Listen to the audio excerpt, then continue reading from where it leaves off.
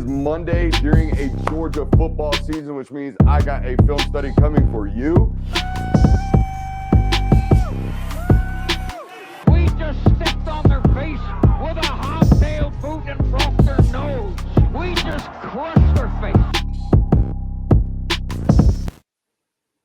Ladies and gentlemen, welcome in. You know, to me, it's very, very rare when, childhood prodigies, guys that are and girls that are extremely talented and pegged at a young age, 9, 10, 8, 9, 10 years old, and then they reach an age where they actually have to meet expectations or reach expectations. Rarely do they meet those, and even more rarely do they exceed those. This next guest that we're going to bring on has had a ton of buzz around him since he was 8 or 9 years old. He has been known around the recruiting industry for a long, long time. You know his name. His name is Julian Lewis. And this is, to me, a guy who is, like I said, exceeded all expectations.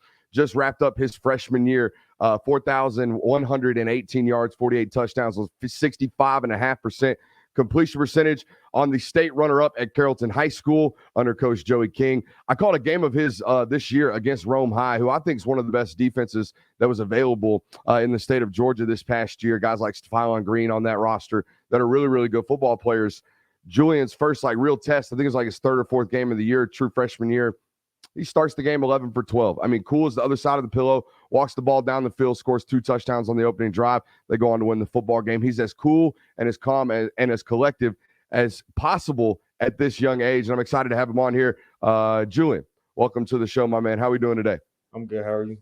I'm doing well. First of all, man, let's talk about it. Where are we at? And let's talk about the schedule, okay? Just wrapped up the season like we talked about. It's middle of February, end of February right now, dead period. What's the day in the life of Julian Lewis looking like right now?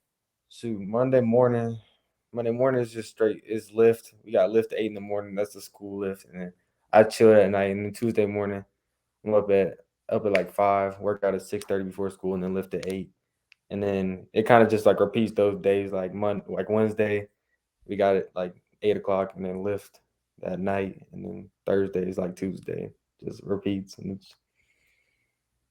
Yeah, I mean, that's what it's going to be probably for the foreseeable future in your life, right? It'll be lift, weights, film, get after it, practice, start over the next day. How often are we throwing? What's the throwing regimen look like? Do we take time off? What do we got going on? After the season, I took a month and a half off. I give myself a little break after every year, but now I'm throwing 2-3 times a week. I don't want to overdo anything, but.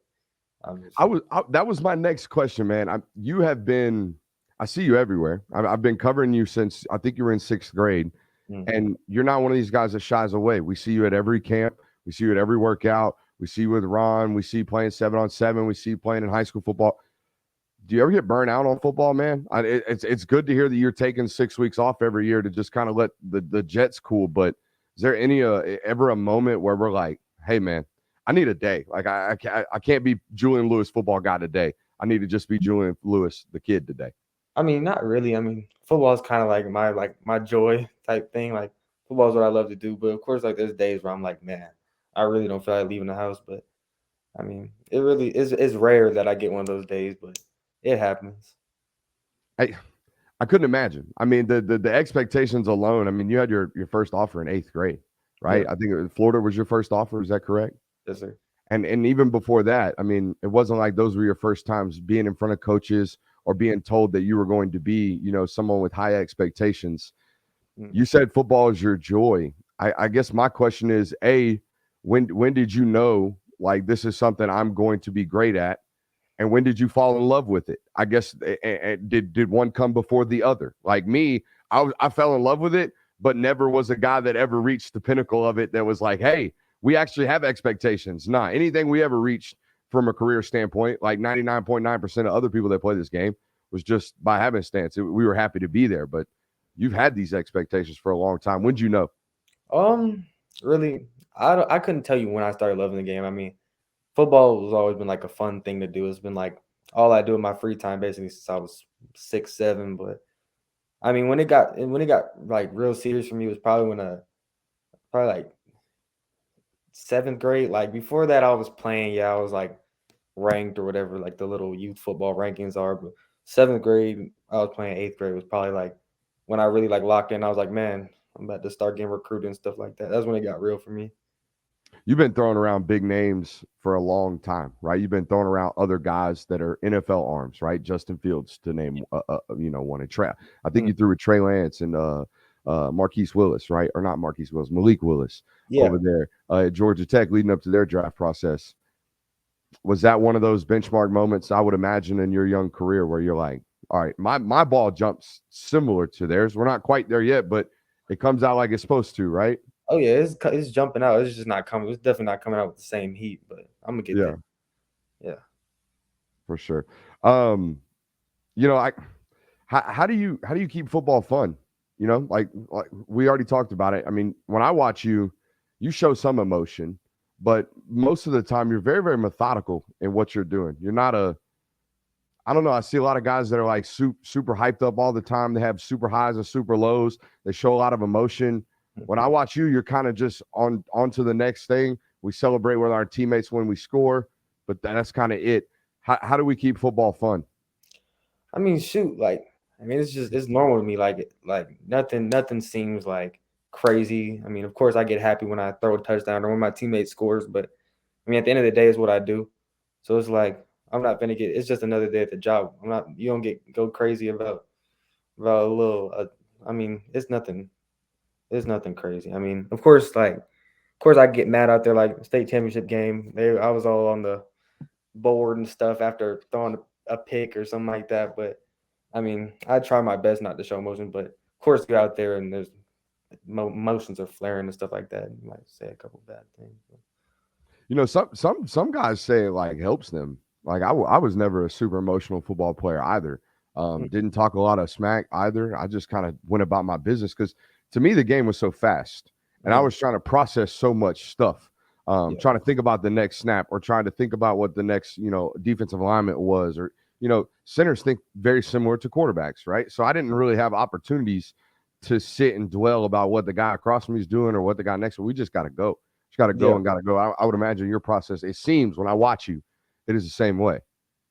Oh yeah. I mean, I thought I'm like when I first came into it, I was like a little nervous, like the speed was gonna be crazy, but like high school, it wasn't that crazy for me. Like it wasn't like it didn't feel like a crazy jump for me overall, but like of course like I'm running the whole show, so I got a lot of stuff to process. Of course, I talk a little bit on the field, but you just got to set me off for me to get like that. It's the first thing I noticed because I don't like just to watch you guys come play games on Fridays. I like to show up and watch you guys practice every once in a while when I get a chance. Yeah, It's the first thing I noticed when I was watching you guys practice is like, oh no, they're not babying this kid. He's got the offense. He's having to process a lot of information at the same time prior to snap and pre and post snap. It's not pick and stick what Coach King's running down there. You guys are running a rather sophisticated offense. yeah. I mean, we got the same stuff he brought down from USF. I mean, there's a lot going on. A lot going on. Speaking about offense, there's been a coordinator change in Athens, as everyone has known. I think we got your quotes on Ron Dogs Daily. I want to give you the opportunity now. What was kind of your relationship with Monken in the 3 years that he was in Athens, and what were your thoughts about him as a football coach before we talk about Bobo?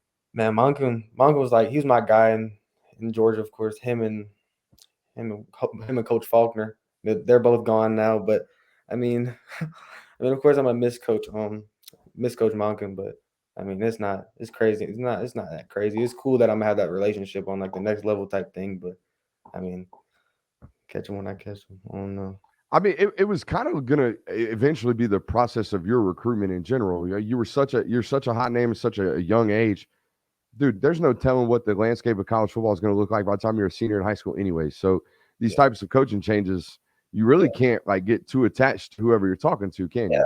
I was gonna move around so crazy in the next 3 years. It's like I can't really just try to keep relationships regardless of where they're at. You know. Yeah. So I mean, kind of debunks the next question, but initial thoughts on Mike Bobo. Do you know anything about him? Have had a chance to speak to him at all in years past? My first time seeing Coach Bobo was like we were at the Georgia camp, the summer camp, and Mm. like I don't really know too much about him. I really still don't know too much about him, but I mean, I have no like initial thoughts. I really don't have that much memory on the situation. Hey, you got time to develop one, right? Yeah. Y'all just had an article come out on ESPN from Pete Thamel about just the current state of name, image, and likeness in NIL and the structure here in Georgia. And as many of our listeners know, there's little to no consistency in the structure from state to state. I'm sure it's a young conversation for you, but I'm sure you're well aware of all these things. Yeah. Unfortunately, for athletes like yourself, you're still unable to cash in on name, image, and likeness here in the state of Georgia until high school graduation, all that good stuff. My question to you, and this may seem like an indelicate one, Julian, but dude, man, I was looking through it today. There's YouTube videos of you when you're 8 years old with like 165,000 views on them. Oh yeah. It was like 6 years ago. Yeah. There has been an economy, literally an economy, around what is Julian Lewis.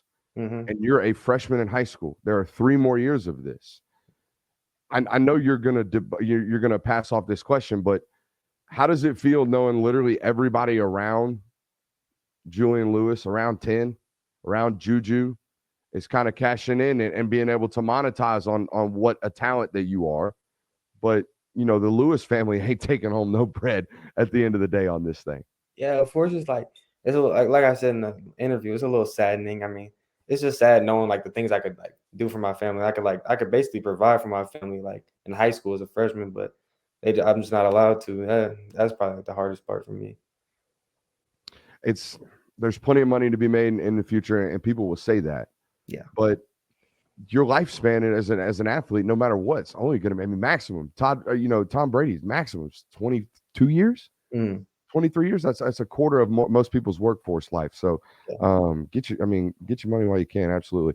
We have a saying around here: shut up and grind the tape. We do things a little bit different around here. We spent some time actually interviewing you. That's not normally what we do. Normally we just sit around and talk football. So let's get after what we normally do and talk some football, Julian. We're gonna watch a little bit of your freshman tape, about 2.5 minutes worth of it, and I'm just gonna ask you some simple football questions here, my boy. All right. Give me 1 second. I got to get my notes back up. This is part of the reason why we don't do it live. Yeah, thanks. Here we go. All right. First clip right here.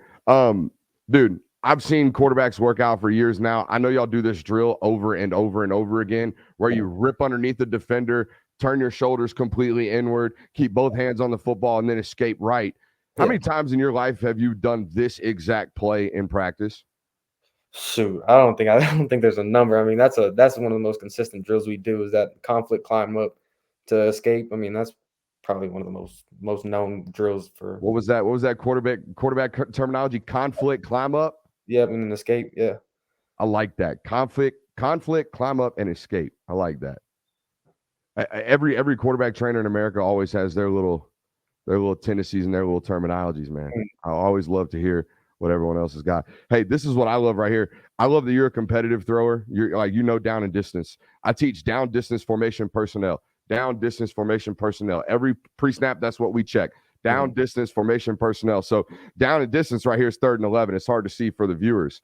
But right here from number 3, I want you to talk me through the concepts. We got what I would call a clear off, a straight vertical here for number 3, and then what looks to be a whip from number 2 right here, and then a dig from number 1 out on the top.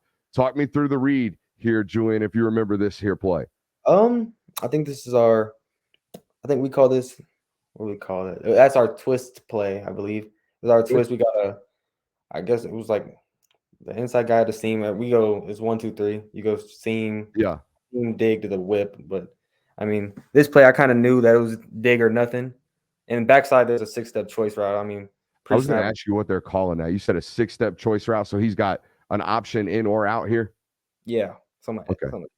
It's like, I saw safety pre-snap, like safety was already drifting over, like the backside safety, he was already drifting over there, so that the choice route was out. So it was just it was either go route or dig, to be honest. Like I was 3rd and 11. This was like 3rd round of playoffs. I was like, we're getting this first down regardless. So and a little bit of KYP here. This is Caleb Odom right here, right? Oh, yeah. Big boy. Yeah. So I mean, it is an extremely tight window that we are throwing this football into, but that is a 6'6", 215-pound receiver that is now running into space. Yeah, I mean that's also a 6'4", 230 linebacker committed to South Carolina. But who we got right there? I forgot that kid's name, but I remember like not trying to bash him or anything. I watch him film. We were like, Yeah, this kid, he's running around with his head down. So I was like, if I see this kid sprinting anywhere, I said, I'm throwing it.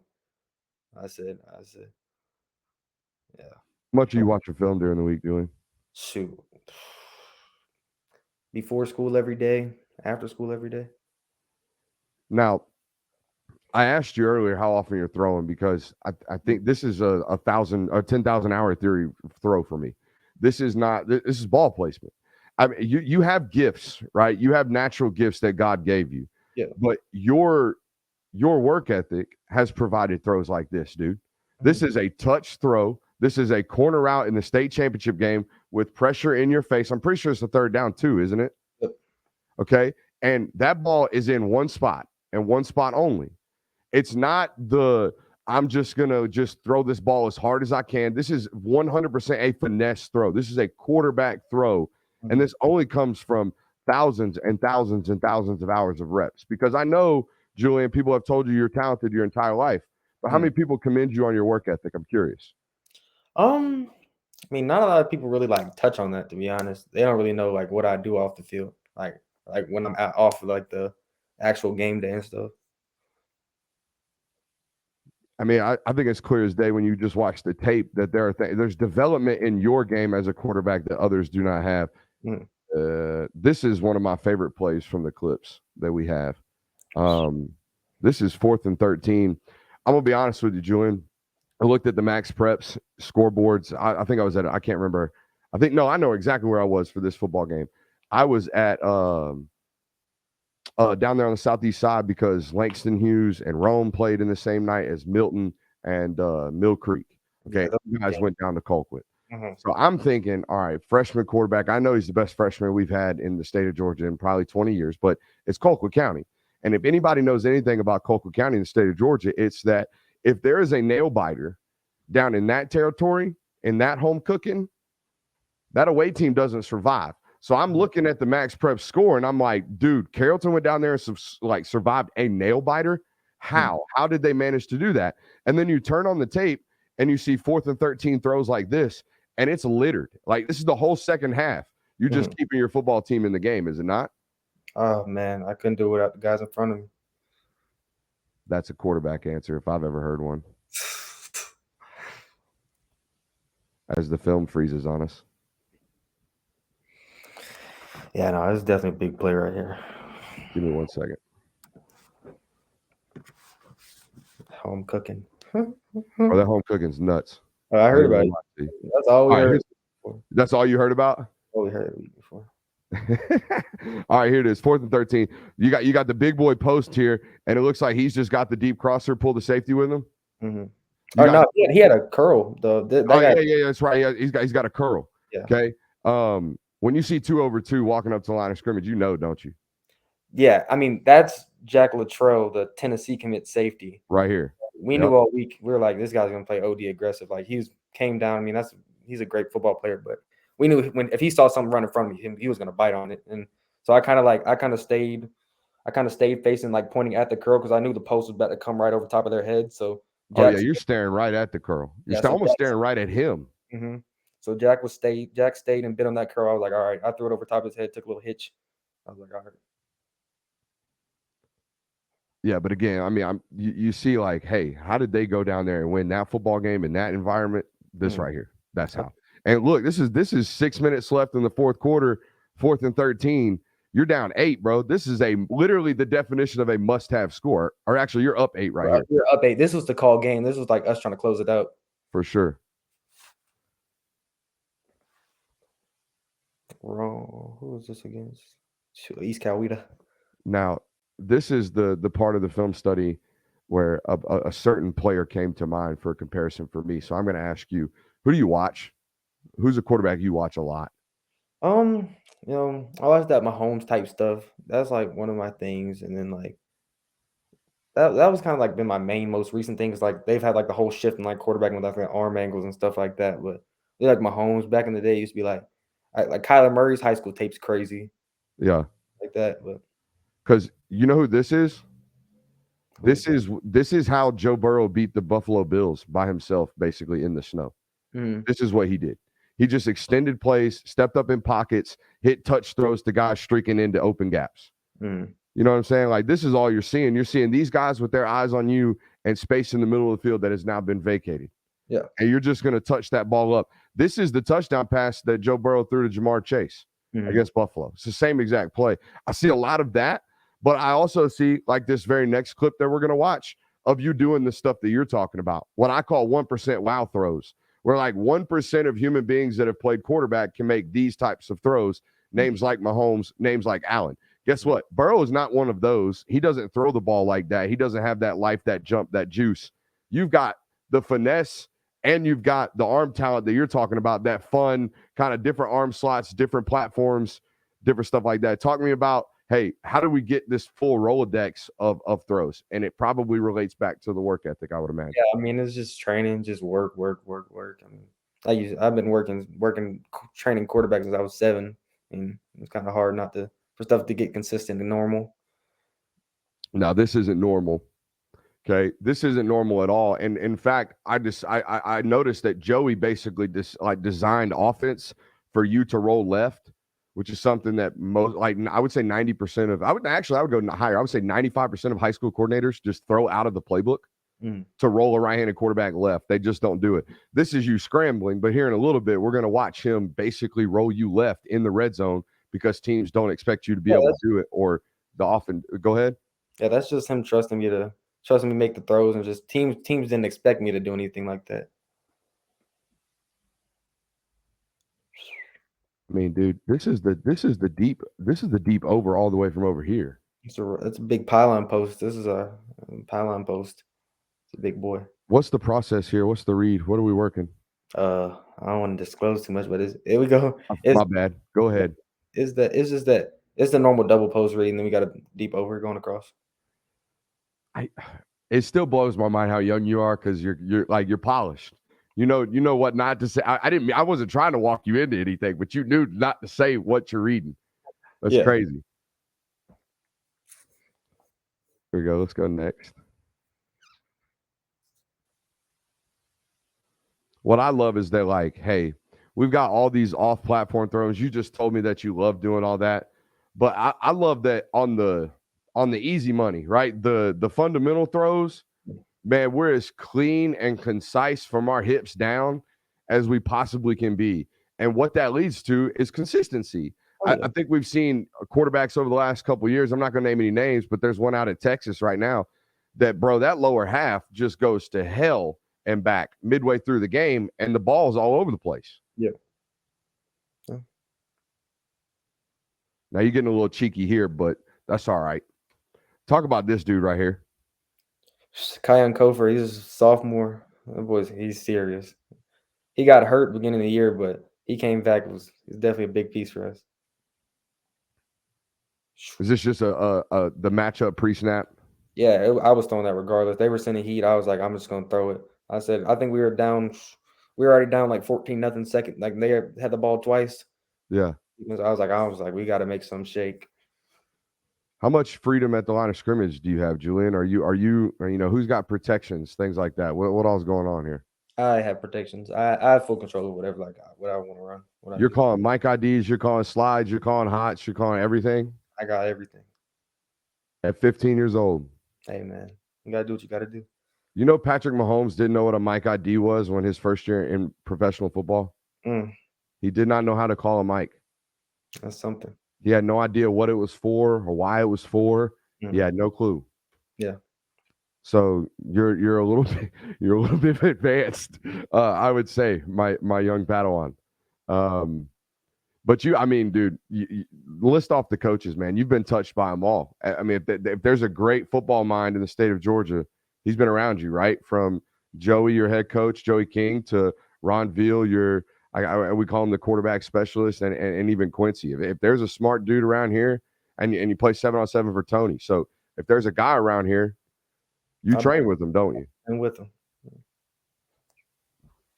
4th and 4. Him. Is this East Coweta? No, that's Hillgrove. This was another. I don't mind telling guys when I got questions about them. I have zero questions about whether or not you are going to be able to be a Power 5 1-of-1 thrower. I never knew if you were going to be like an athletic guy, be able to like make everybody miss, run away from folks, be able to extend without like, nah, we're good now. We know. Now we know. See, I'm not one of these guys that just says we all automatically give it to them. We got to see it, and we saw it like very, very early. Yeah. Talk about buying time right here because you got a winner, right? Oh yeah, I'm gonna test him. Did you find a lot of teams trying to blitz you because they just thought you were young? Yeah, a lot of teams we kind of knew like going into it that after the first couple games people kind of had to start backing stuff up, but most teams try to pressure me thinking it was gonna flirt me or mess with my head or something, but they kind of stopped mid-season because I already had 20 touchdowns fifth game, something like that. They've got one more than you can block, for sure. So you're working left, right? Right side. Well, yeah, I know the concept's down here, but you have to buy time this way, is what I'm saying. Yeah, they've sent a bunch of guys. Yeah.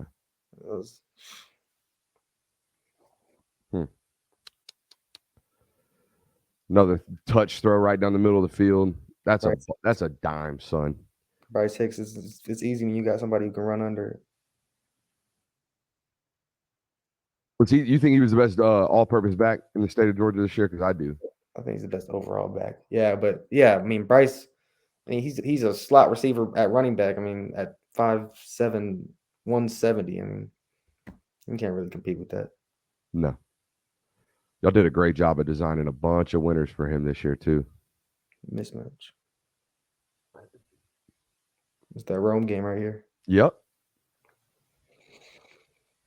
Mixed filing. Man, he slapped my chest so hard. I don't know if there's a guy in Georgia that plays harder. You know what I mean? Like for 4 quarters, that dude plays like his hair's on fire. Yeah. He slapped my chest so hard. You took that second hand off the ball, but I ain't mad at you. I had to do what I had to do. Had to get out of there. I think this next play I really like because it's strictly fundamentals coming up here in a second. From pulling our shoulders down to the a little pump there, scramble drill. Those are your favorite throws? This is what you really like to do? I mean, I'm a pocket passer, but I move when I need to, Yeah.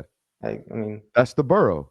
Yeah, I mean, I feel like Mahomes plays the game sporadic. He's just like this the whole time. Yeah. You know what I mean? Whereas Burrow is, he can play like Tom Brady. He can extend laterally all the time. Like your ability to rip up, step up in the pocket, and immediately get flat down the line of scrimmage and keep your eyes down the field. Yeah. That's Burrow won a Heisman doing that, essentially. Another great touch throw here from you. You're right, though. He can run underneath it, man. That's easy. Somebody who can fade into it and just track the ball like he does. I want to get to this clip because I want to talk to you about the importance of just your general fundamentals because, he's wide open. But these throws, they're all over the tape. They will continue to only look crazier and crazier as the career continues. But is it this one? No, it's the next one. Where's it at? Give it to me right here. All right. Now, the concept here, if we don't get skipped over. Got a swing from Hicks, it looks like, down here. And then you're working almost like an angle, an extended angle, a little slant here from the number 2 receiver. Okay. But your job is to influence this guy, right? Mm-hmm. Your job is to make him believe that you are throwing this ball. Yeah, I move off of him. So when we snap the ball, we immediately pull our shoulders, and that linebacker is completely cooked. I'm so scared of Bryce. I was just so scared of Bryce. They were, right? But it's a combination of your coordinator, and your head coach dialing that type of play up, right, over and over again, and then having the beater behind it, as we would call it, right? But also your ability to remain within your fundamentals, because I would imagine that play was not called in the first quarter. I would imagine that play was probably buried in the playbook midway through the second or the third. Yeah. After y'all had thrown the swing a couple of times. And now, hey, dude, I promise you, every 15-year-old first-year starter cheats that rep. Yeah, we're right? gonna. They don't bring their shoulders fully closed. They don't bring their eyes. They don't bring the backer with them. And then boom, they get their tight end lit up right there in the middle of the slant. So like, kudos to you, bro. I think your talent more than, I mean, you are immensely talented, but to me, your work ethic sticks out to me. It always has. Like I said, bro, you're everywhere we go. Every camp, you'll be at the Under Armour event, I'm sure next week. Every 7-on-7 that's big, you'll be there. Every Elite 11 that's available, you go throw. Like, you are not someone that's ever backed down from anything. And we get 3 more years of you. Hopefully, it's here in the state of Georgia. I would imagine it's going to be. I would imagine it's going to be, but man, I'm super excited for what the career looks like moving forward. And I appreciate you for coming on, no doubt. Yes, sir. Thank you. Yeah, man.